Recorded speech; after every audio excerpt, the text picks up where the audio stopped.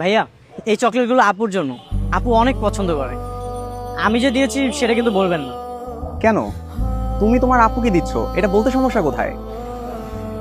এমনি আপনি যদি বলে দেন তাহলে কিন্তু আমি আর আপনার সাথে কথা বলবো না।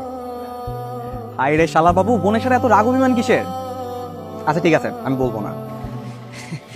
থ্যাংক ইউ ভাইয়া। ঠিক আছে, যাই তাহলে। সাবধানে যান।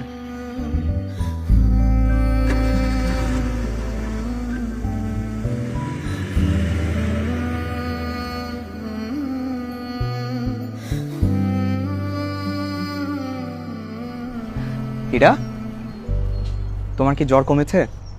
হ্যাঁ।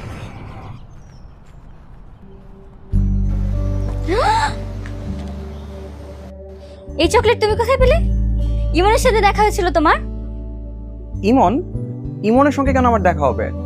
তাহলে তুমি কিভাবে জানলে যে এটা আমার পছন্দের চকলেট?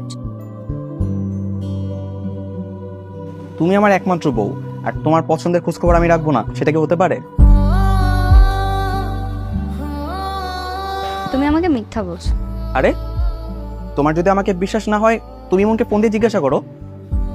আর আমি ফ্রেশ হয়ে আসি। হ্যাঁ,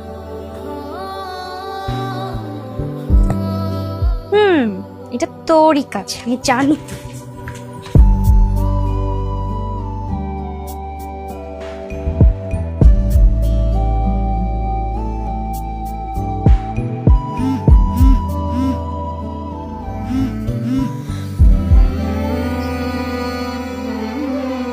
এখনো আমার উপর রাগ করে আছে, কিন্তু আবার ঠিকই চকলেট পাঠিয়েছে। লেজ কাটা শয়তান।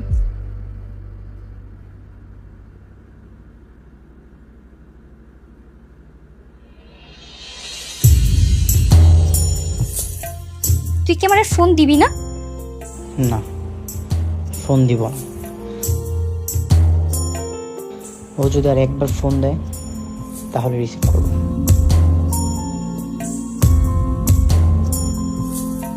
এত উত্তেজিত না হয়ে মাথা ঠান্ডা করে একটা সমাধান বের কর।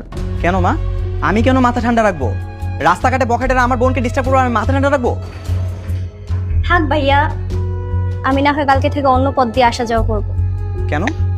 তুই কেন অন্য পথে যাতায়াত করবি? আমি কি মরে গেছি?